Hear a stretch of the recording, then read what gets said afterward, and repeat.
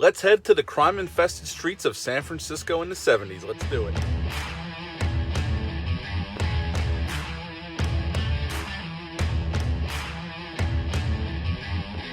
Hey, welcome back to my channel. Hope everyone is doing well out there. And today, folks, we're going to head to the crime-infested streets of San Francisco in 1971 for the film Dirty Harry. This film was released December 23rd of 1971. It's rated R. It's an hour and 42 minutes long, had a budget of $4 million, and upon release it made $35.9. That was a big hit for Clint Eastwood as the star of the film, as Inspector Dirty Harry Callahan, Don Siegel, who directed it, and Warner Brothers. This film had been around for a while. The script had been floating around. It was set up at Universal. It was a TV movie, and finally Warner Brothers got it.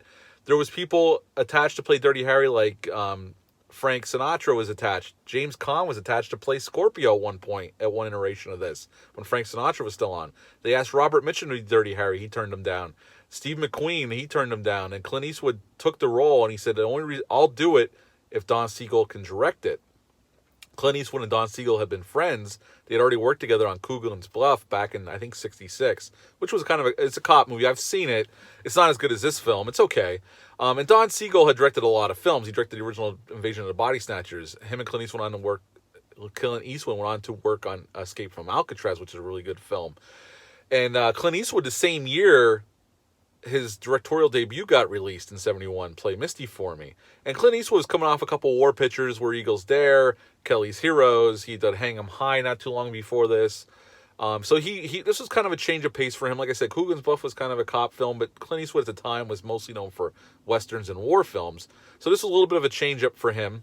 And Andrew Robinson plays the Scorpio Killer. Now, Andrew Robinson, until this point, had never been in a theatrical film. He'd only done plays, theater, that's it. And Clint Eastwood had seen him in a play and liked him and suggested him to Don Siegel for the Scorpio Killer. And when Andrew Robinson, I own the Blu-ray box set of the Dirty Harry series, all 5 films. And there's an interview with Andrew Robinson. He said, I didn't know why they even wanted me. I didn't know how to read a script. I'd never been in a movie. I didn't understand the way the script was written. So when I met with Don Siegel, I'm like, why do you want me? I've never been in a film.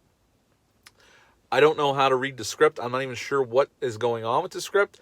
And he goes, you want me to play the bad guy, but I'm a pacifist. I don't like guns. And Don Siegel looked at him and said, you're an actor, and I want somebody with the face of a choir boy for this killer.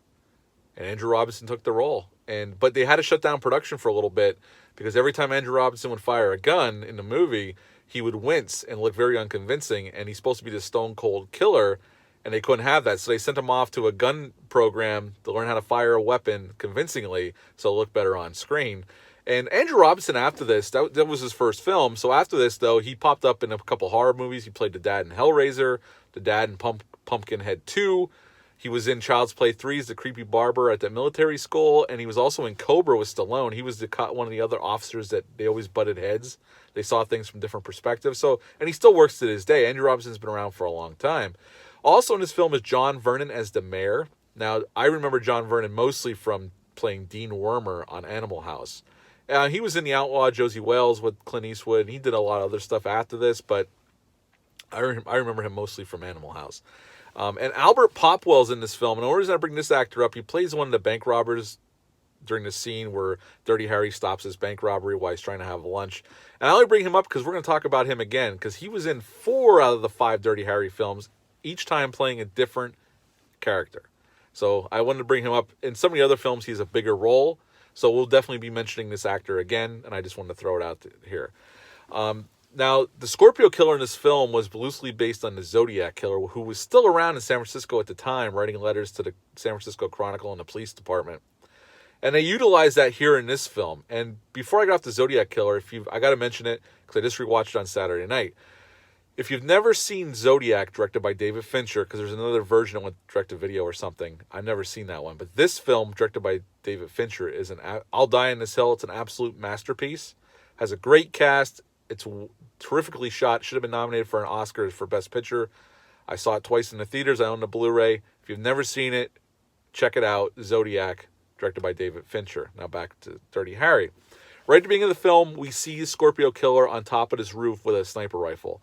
And he's watching this young woman, on this roof pool top deck across the way, and he's watching her through the scope, and when she's swimming laps in the pool, and he shoots her in the back and kills her. Then we get this really quiet, nothing, all you hear is street noise, but we see Dirty Harry Callahan walking up to the top of the building and searching the building, top rooftop, and he finds a shell casing from the shot that was fired by the Scorpio. And we come to find out really fast. I mean, we don't learn everything about Dirty Harry during the film, but we learn bits and pieces of why he is the way he is. He's a tough, hard-nosed cop. He's seen a lot in his career. His wife has passed away. She got hit by a drunk driver. And he doesn't always agree with the system. He doesn't feel like they give justice to everybody. He feels bad for victims, and he feels like it's his job to get those victims justice. And they explore that more as the series goes on. But he definitely has problems with the way the system goes, and he has arguments with the district attorney. I'll get into in a minute. And Harry, this is where the bank robbery is seen. Harry goes to have lunch at this little hot dog place, and we get the sense from his interactions with the guy who runs the place that he goes there all the time for lunch and dinner. But before he walked in, he noticed this car parked across the street in front of this bank, and it's running, and there's a ton of cigarettes on the street that were put out. So he knows something's up. So he tells the guy as he orders his food to give him a card with a number. He says, call that number and tell him there's a robbery in progress at the bank across the street and to send backup now. And he sits down to eat his hot dog, and he's hoping that they won't make a move until he's done. He takes his first bite and the alarm goes off, and he leaves this little hot dog place, pulls out his .44 Magnum, which was a Dirty Harry staple as the film series went on. Although in Sudden Impact, he used a .44 Automag, which is a cool-ass gun. And he stops the robbery. And this is where we see Albert Popwell. He plays the one robber who lives, and that's when Dirty Harry gives his famous line, I know what you're wondering, did I fire 6 shots or only 5? And I got to say, in all this excitement, I even lost track myself. So you got to ask yourself a question, do I feel lucky? Well, do you, punk? And that line I think it's considered one of the best lines of all time ever spoken by a character in film. And he gets partnered up with another guy. I'm going to fast forward through some things. And they set different traps for the Scorpio killer, and none of them work. They get in a rooftop gun battle with him, but he gets away. He's ruthless, this killer, but he's not completely stupid. And he finally kidnaps this girl, and he buries her alive. And he's holding the city for ransom money. He wants $200,000, and he'll give him the location of where this girl's buried before she dies. So Harry decides to take the money. He offers to take the money. And we get to see how ruthless this killer is. He beats the shit out of Harry. And thank God Harry's partner followed, and he saves Harry's life. Unfortunately, he gets shot, but Harry stabs the Scorpio killer in the leg. His partner lives, and this is what gives them a clue where the Scorpio killer is. They go to this clinic. They get a call from this clinic about this guy that was treated for a knife wound in the leg. And they go and see this doctor in this little clinic, and he goes, yeah, I know where this guy lives. He works at the football stadium back here, and the groundskeeper lets him stay there. He goes, you might want to go, that's where he is. So they go back there without a warrant, because the other cop that's with him even brings up, we should get a warrant. And Harry's like, no, let's go. And this is where we get the scene where Harry steps over the line legally. He shoots the Scorpio kill right in the middle of the 50-yard line on the football field. And the other guy turned the lights on so we could see everything. And Harry walks up to the Scorpio killer, and he starts screaming about, I have rights, you got to get me to a doctor, you shot me, you tried to kill me. And Harry doesn't care. He wants to know where this girl is. So he steps on the bullet wound, and he starts screaming.